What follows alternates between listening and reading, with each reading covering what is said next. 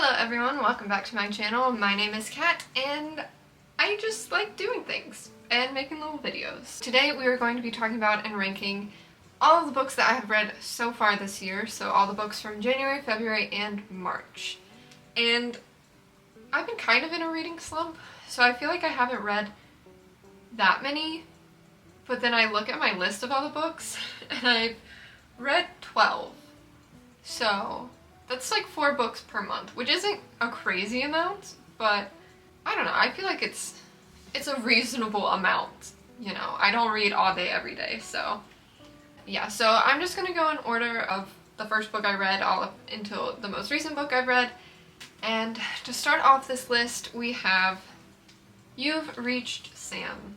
So this was the first book I read in 2024, and it's a book that I've wanted to read for a pretty long time. But I've seen a lot about it on like TikTok, and I've seen it like every time I went to Target I would see it in the book section. So it's a book I really wanted to read. And I don't usually read books like this. I'm much more horror, fantasy, mystery, thriller. That's it. I don't read a lot of romance or like contemporary or anything like that. That's not really my style. Sometimes I read sci-fi, but that's about it. So I decided to branch out a little bit with this because it just looked really good. And basically, it's about this girl whose boyfriend dies right at the beginning of the book.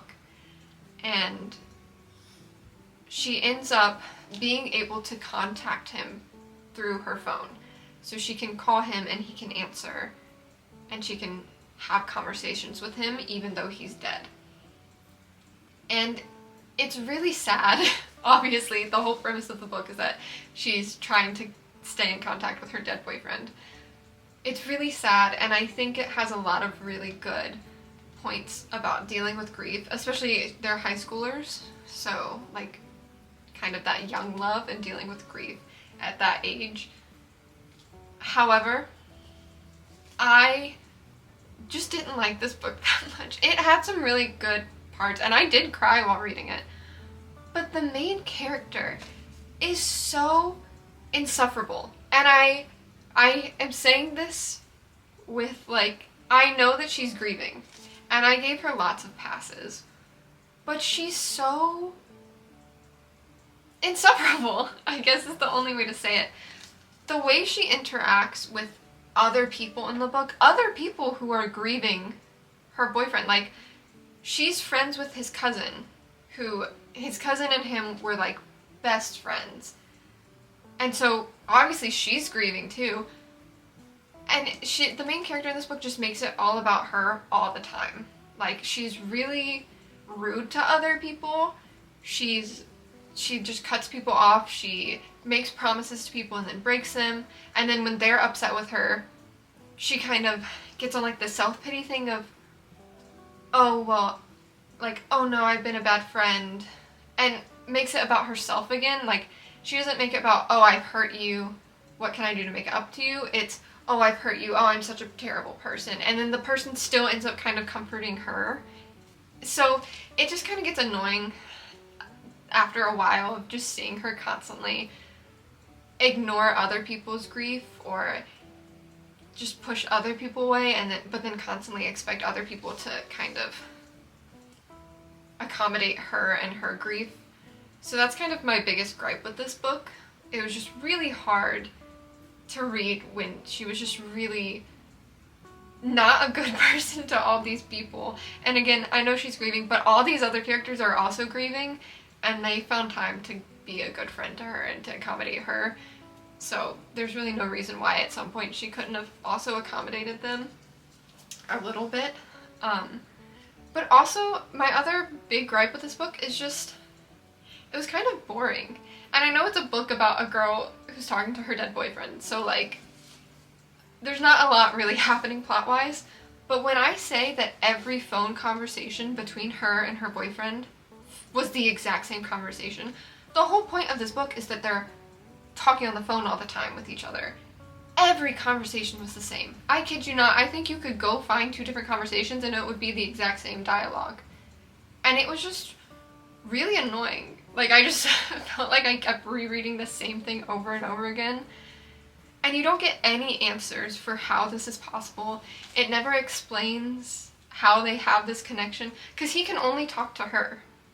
He can't talk to anyone else, or he loses the connection with her. None of it's explained. You don't get any explanation for how this works, why it works, what's happening. So yeah, the whole book, she does kind of have an arc at the end where she realizes she's been really self-centered and kind of just not grieving in a healthy way and not moving on. But then the last chapter, I'm not gonna say exactly what happens because I don't want to spoil it, but the last chapter, something happens that sort of just completely negates that and like flips that narrative completely over. And it just felt weird. Like the whole book has kind of been about her getting to this point of learning that she needs to move on and move past this and keep living her life. And then the last chapter, it kind of it feels like that's not the point of the book, which was just weird. So yeah, I rank this a 3 out of 5. Honestly, from a plot standpoint, probably lower, but it did make me cry. It did tug on my heartstrings, and I don't usually cry really easily, so I can't give it lower than a 3 because it did hit me. It hit me hard in the feels. I felt for these characters as insufferable as the main character is. Like, I felt for her, and it was a really sad story. It just could have been so much better. So the next book I read is Before the Devil Knows You're Here by Autumn Krause. And this is the first book that I have ever DNF'd. I did not finish this book. As you can see, I didn't get very far into the book either. To be honest, the main reason I bought this book was because the cover is beautiful, and also, look at this hardback. Look at how beautiful this is. So I was like, I have to read it. And it seems kind of like a horror story. And it is. But it is not my cup of tea at all. It's very gothic style horror. And I personally don't really read a lot of those. It's kind of like a retelling of Apple Johnny, what's his name? Johnny Appleseed. Johnny Appleseed. It's a retelling of Johnny Appleseed in like a horror way. The writing, it's really well written. It's very poetic writing. Very poetic writing, which is not my style at all, which is why I didn't like it. So I don't think, from what I read, this is a bad book. It just very much was not my cup of tea when I want to read. And it is interesting. I do feel like it's kind of slow. I made it to page 60, so I didn't make it super far in, but I mean, it's not a very long book, so. And it was just really boring. Like, I really couldn't get into it. And again, after reading You've Reached Sam, that book really was not, it was a miss for me. So going into this after that one, I was just bored. I couldn't get into it. It just was not, it wasn't keeping my attention, so I DNF'd it. I do plan on reading it again at some point and finishing it because I hate the thought of not finishing the story. But for now, I DNF'd it. It just wasn't my thing. Okay, next book we have What the River Knows. I loved this book. I loved this book. I ate it up. I read it in like 2 days. It's a pretty chunky book. This is the Fairy Loot edition, by the way, if you're wondering why it looks like this. What the River Knows follows main character Inez, who is a socialite from 19th century Buenos Aires who ends up having to travel to Egypt because she receives a letter telling her that her parents, who spend a lot of time in Egypt for work, have mysteriously disappeared and they are thought to be dead in the deserts of Egypt. And Inez is not okay with that. She wants to know what happened. She wants to find out where her parents are. Did they actually die? How would they have died? Because they've been doing this for years. They know how to handle themselves. And so she travels to Egypt to meet up with her uncle and yeah, basically tries to figure out the truth behind what happened to her parents. And when I tell you, I'm good at figuring out plot twists. In books, in movies, it is honestly my biggest curse because it's so hard to find stuff that really interests me all the way through because I always call where the narrative's going. And this book got me. Not just once, but like 2 or 3 times it got me with a twist. And it was a really good twist. Like, it was really well written and it made sense. And when I tell you my jaw was just on the floor for parts of this, it was so good. And also the like love interest was really cute and attractive, and I really loved their interactions. And in this, for the most part, I loved her. She was such a good character. She was really strong and sassy and determined, but not in like a crazy outlandish way, like a very reasonable way. And it was really interesting seeing how she tackled going about things. Being in the 19th century, a giant white van has pulled into my driveway and I'm home alone. So I'm a little creeped out right now. Guess I'll just keep recording, and if I mysteriously disappear, we know what happened. But yeah, it was really interesting to see how she tackled going through things, because obviously in this time period, being a woman, especially a young woman, she didn't have a lot of freedoms to go out on her own and stuff, and she didn't let anything stop her the entire book, which was really fun to read. She did have a couple moments where she got kind of annoying, but she's a human being, so that happens. Characters aren't gonna be able to be exactly what you want them to be all of the time. So she just felt really real, and I just loved it.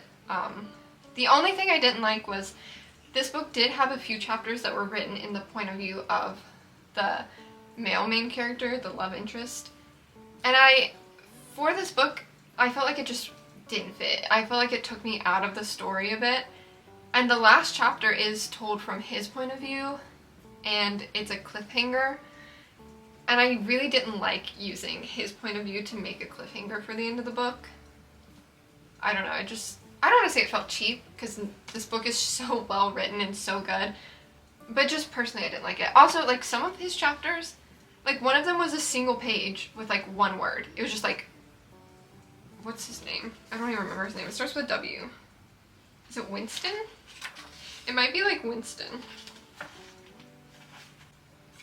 I don't know. I can't remember his first name. I know it starts with W. I think it's, like, Winston or something.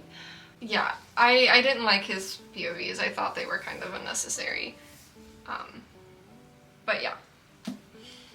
I love this book so much. I highly recommend it. I don't know when the second book is coming out. Hopefully soon, because I really need to read the sequel to this. But I gave this a 4.5 out of 5 stars. Honestly, it was so close to being a 5-star read, but I just couldn't give it that full 5 stars because of the couple like nitpicky things that I said. But I love this book. This is definitely a book I would reread. So next book we have Horrid by Katrina Lino. And really the only thing I can say about this book is that it is very accurately named. This book was horrid. I hated this book. I hated this book so much, and I was so sad because I was so excited to read this book. So basically the story is about this teenage girl named Jane who, after her father dies, her and her mother move back to her mother's childhood home all the way in Maine. They live in California, so it's a big change, but they move into her mother's childhood home where weird things start happening, and she starts to find out that maybe her mother's past isn't what she knows it to be, and maybe her mom has been hiding stuff from her. And it sounds like such a good story, and it could have been, except it's not. And it's so boring. Nothing really happens the whole book, and the very few times that stuff does happen, it's like it happens and then it's just like it's not brought up again. Like, it doesn't actually affect the plot in any way after it happens. So you're just like, you go through the whole book with just this looming like sense of like, oh, something bad has happened in this house. I wonder what it is. But nothing's really actually happening, and you're like, okay, like I know something bad happened here, but like what's going on? And the main character is just, again, really annoying. She eats paper. She eats books. That's like the first thing you learn about this girl, is she just eats books. She pulls pages out of books and eats them. And when I tell you, I was so confused by the choice of that. It really doesn't have any effect on the plot other than just she's really weird and eats books. And she's also extremely angry. She's like so angry. That's the only two personality traits that this girl has. Angry and eats books. So like, it was hard to really care about her, I'm not gonna lie. Yeah, and then the ending, I'm not gonna say exactly what happens because I don't want to spoil it if anyone cares to read this absolutely horrid book. But the ending was just so bad. It was so bad, and it was so predictable in a way that I was like, I predicted it, but I was like, there's no way she would actually do that for the end, because that's like so stupid and like that would really ruin the whole book. And then she did. It ruined the whole book. Not that I was really enjoying this read anyways. Yeah. I'm gonna stop talking because I could just keep going on and on about how much I didn't like this book.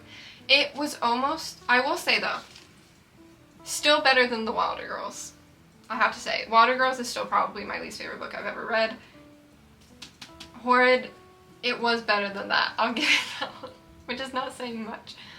But yeah, I gave this a 2 out of 5, which is honestly pretty generous. I would say more of a 1.5 out of 5, because I don't think I have anything I really enjoyed about the book. Yeah, 1.5 out of 5. Horrid. Who would have thought? So the next book is Dead Girls Can't Tell Secrets. Now, I read this obviously after Horrid, and Horrid put me in a horrid reading slump, because after that, I just was like, I don't even know what I want to read. And I went with this. This is kind of like a thriller, and the book is about this girl whose sister committed suicide, but then she figures out that maybe her sister didn't actually commit suicide, maybe her sister was murdered. And she spends the whole book trying to figure out who might have killed her sister. And again, really interesting premise. And I actually did quite enjoy this book, I'm not gonna lie. But another case of just really unlikable characters. I didn't like really any of the characters in this book, except one. I had a hard time rooting for anybody. I didn't really care. I love thrillers, and I started off really enjoying this because the main character was really smart, and she was kind of going about trying to figure out what happened to her sister in a really good way. Like, she was really smart about it. She was kind of piecing things together and like tricking people into like giving her clues and stuff. And I was like, oh, okay, yeah, she's like doing really good. And then after like the first few chapters, she throws that out the window and just becomes like a mess. And she just constantly goes up to other people. Like, as soon as she gets even the like slightest sliver of evidence against someone, she just goes right up to them and is like, did you kill my sister? I know you killed my sister, blah, blah, blah. And this happens with like every single character in the book. She goes up to like every single character, and then she finds out they didn't, and then she starts targeting someone else, and it just gets really annoying after a while. So yeah, that was kind of my only thing. Also, the whole book takes place over a weekend camping trip, so they're in the same place with the same people the whole time. I do feel like that kind of had an effect on the plot because they're all stuck together with the same people, so there wasn't a lot that they could do with like going around sleuthing and clue finding. That's always really fun with like mysteries, or like everything was right there in the woods. That's all they had was the people in the woods. So I think she did a good job with what she had. in the book. But yeah, it did get really annoying how she just kind of devolved, and like she was so unsecretive about it. Like everyone pretty much knew she was accusing everyone of things by the end. And everyone kind of did have something like sketchy about them in relationship with her sister. So that was interesting. But it was almost too much where it's like the author made every single person suspicious. And so it was like every time you got a new person that you were like, oh my gosh, maybe it's them. They were also almost immediately found to not actually, like you got the evidence, she accused them, and then you find out it wasn't them. And so after a while, it kind of just stopped being interesting because she would accuse someone else and you'd be like, I bet he's not it. And then the next page it'd be like, he's not it. And you'd be like, wow. So yeah, it was kind of annoying. I will say though, the ending was good. I really liked the ending. It was kind of a twist that I sort of expected a little bit, but it was well written, and I think it was a really good ending to a mystery like this one. So I will say I did enjoy it. I did not enjoy it. It was a fun read, if not a little annoying at times, but it was still pretty good. So I gave this a 3 out of 5. And I go back and forth between like a 3 and like a 3.5. But yeah, I think I'll stick with the 3 because it was just kind of mid. I enjoyed it. It was a fun read. It wasn't all that great and it annoyed me at times. So it really is kind of at that middle rating, I think. We have another one that I was really excited to read and then really disappointed by. And it's The Luminaries by Susan Dennard. I have had this book on my list for a while, and I was so excited when I finally bought it to read. And I was so disappointed by this book. It really was just so boring. It was so boring. It was another case of just, it felt like nothing was happening the whole book. Nothing was happening. I just couldn't get into it. And everything, like the whole mystery aspect of the book, was again just really predictable. Like, I don't know if it was supposed to be predictable, but I feel like that wasn't what the author was going for. I feel like she wanted it, because she kind of portrays it at the end as if it's like a twist, but it's something that I'm like, we've known this the whole time. You've like so obviously pointed this out as being a thing. It's not a twist at the end. You've been like pushing this the whole book just because the main character can't figure it out for some reason, which is another annoying thing. I realized that I just went straight into talking about why I didn't like this book, and I didn't actually say what this book is about. So through the power of editing, I'm going to now tell you what this book is about before I start complaining about it.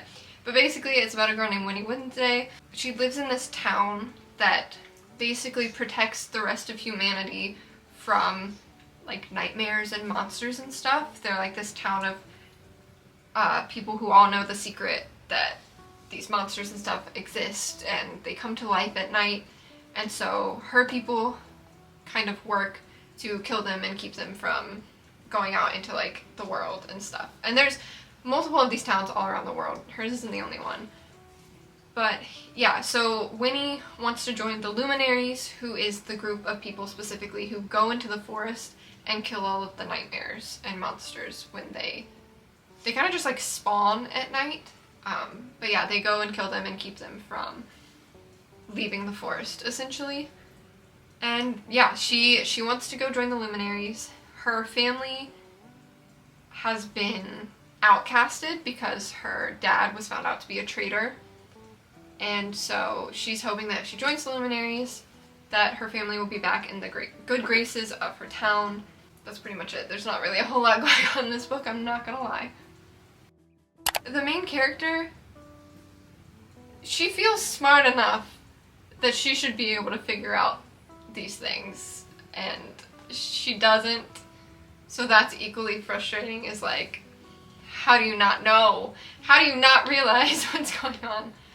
But yeah, it felt like a whole lot of nothing. It felt like if you read the description on the back, that is truly all you get from this book. Like, you can read this description on the back, the like summary, and that is the book. reading the book really offers nothing else.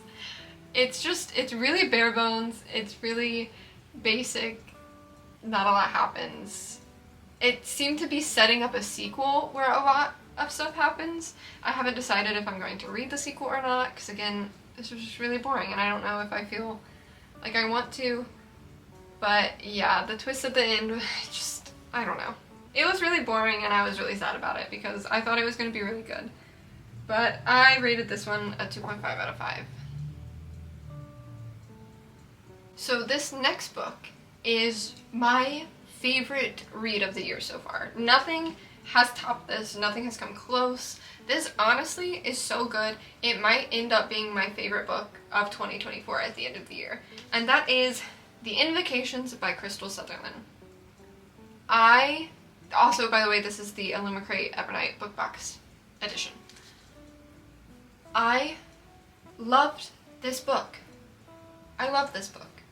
And I was really excited when I got it in the book box because I love Crystal Sutherland. Her book, House of Hollow, was probably my favorite read of last year. I rated that a 5 out of 5 stars. So I was really ready for her new book to come out, and then we got it in the book box, which was really exciting. Basically, this book follows 3 main characters, all 3 girls. We have Jude Wolfe, Zara Jones, and Emma Byrne.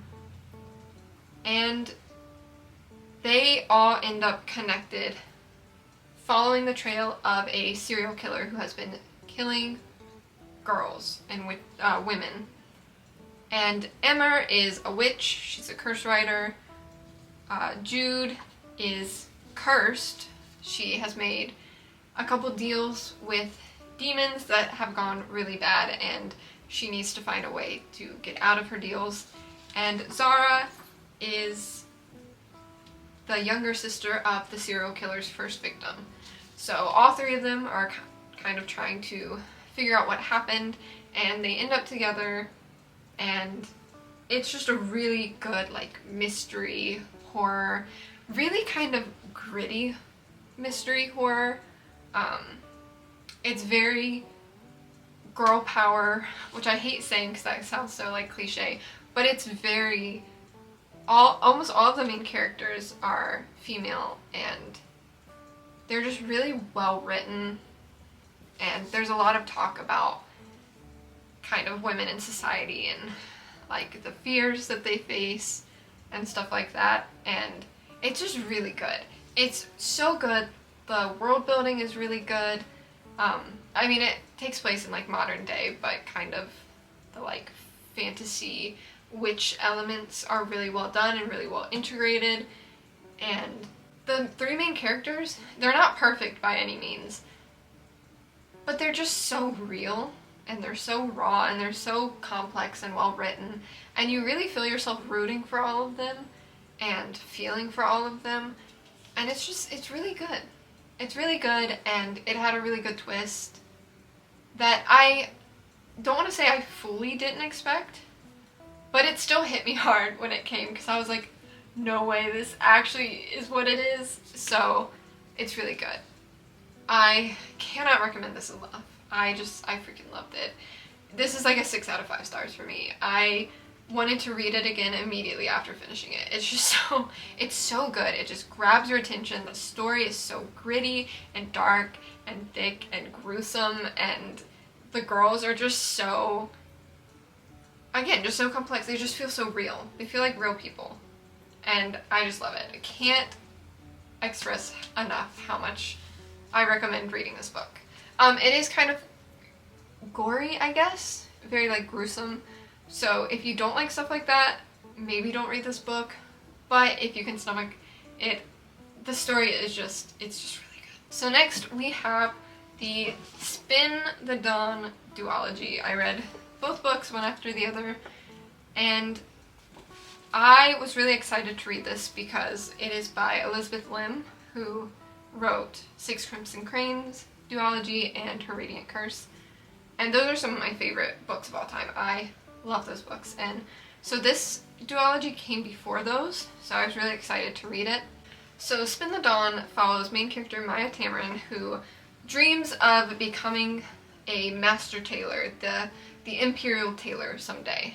And in this world, tailors can only be men, especially like masters. You can never become a master tailor or anything as a woman.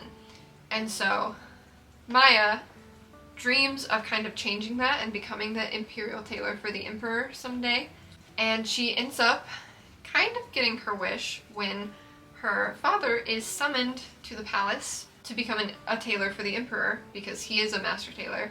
But her father is too sickly and old at this point, and so Maya goes undercover as her brother to go in her father's place and to go join the competition to try and win and become the imperial tailor. So it's kind of like Mulan meets magic and sewing, which is so fun in my opinion. Like, I really love the idea of that. Just Mulan, but she wants to become a dressmaker. I really loved the first half of this book, and then the second half of the book takes a complete like 180 and almost becomes like a completely different plot line. So the first half of the book really follows her in this like sewing competition, trying to win, trying to keep her secret that she's a girl and not a boy, like she's pretending to be. And then halfway through the book, it ends, the competition ends, and then she's sent on this quest. And so the second half of the book follows her on this quest. And it just kind of felt really out of place and just really like a big tone shift. I kind of wish more of the book had focused on the competition and all of these like intricacies of how you have to play up your social status, how you have to kind of play these little games and stuff to win, to put yourself ahead. It was really interesting and I really liked it.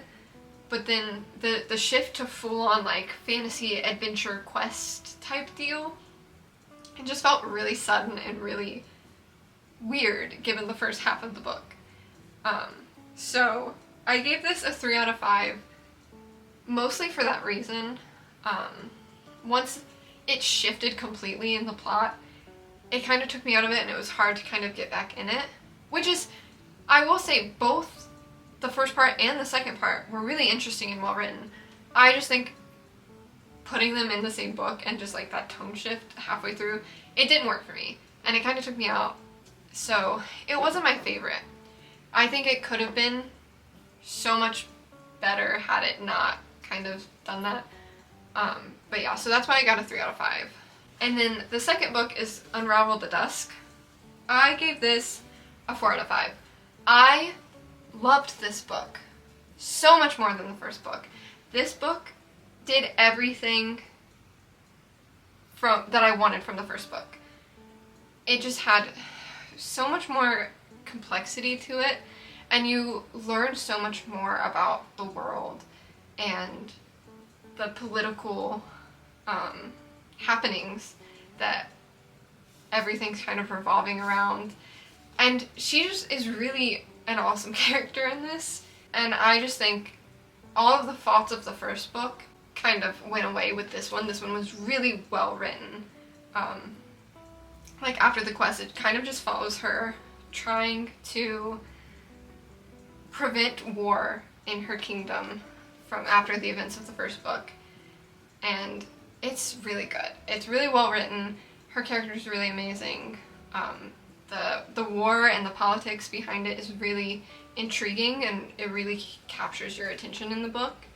And yeah, I think the sequel was so much better than the first book, in my opinion. It had a richer story, and it felt way more cohesive of a story than the first one did. So overall though, I really like these books a lot. Okay, so now we're coming up with the last few books that I've read, and these are all in the same series. It's a trilogy, so I'm not going to talk about them one by one. I'm going to kind of talk about them as a whole, pretty much. And I'm going to be honest, the only reason I bought this book was because I kept getting ads from the TikTok shop, and I just really liked the cover of it. So I bought it, and that is The Sunken City by Emma Villarnois, or Noes. Look at this cover. I saw this and I was like, I have to have it. And I also got it signed. She has a really cute signature, so shout out to Emma for your really cute signature. I bought this for the cover, but this is like so right up my alley. It's a ocean-based fantasy book where most of the book takes place underwater. So it follows Amir Bellamy, who is an orphan girl who was raised on a pirate ship by her father's old first mate. So she's raised on a pirate ship, and at the start of the book she is 17 years old and dreams of becoming a captain of her own ship someday. You kind of just follow her on the pirate ship for a little bit until something happens that plunges her into the sea, and she finds herself in this strange underwater world in a place called the Sunken City, where there's a man who is the king of the Sunken City who tells her that he is actually her father. And so that's kind of where this book goes. And it's really fun. It's so fun. This is probably the most fun read I've read. Like, I know I said The Invocations is my favorite book that I've read so far, which is true. But in terms of just having fun reading something, this book was it. Like, the plot is just so fun and so interesting, and just kind of the world building of this underwater city. I just felt like I wanted to be there too. I will say, like, the characters are kind of one-dimensional in my opinion. They're all kind of caricatures, but it kind of works in this plot line, so it didn't really take me out of it a lot. Like, I didn't really mind, because I was just, again, having so much fun. I just really enjoyed it, and I highly recommend it. It's really fun. So moving on from this one, we have the second book, which is called The Fallen Witch. Also really amazing cover, I have to say. This one, really good also. I really enjoyed this. Oh, by the way, I rated the first one a 4 out of 5. I also rated this one a 4 out of 5. I really enjoyed this one.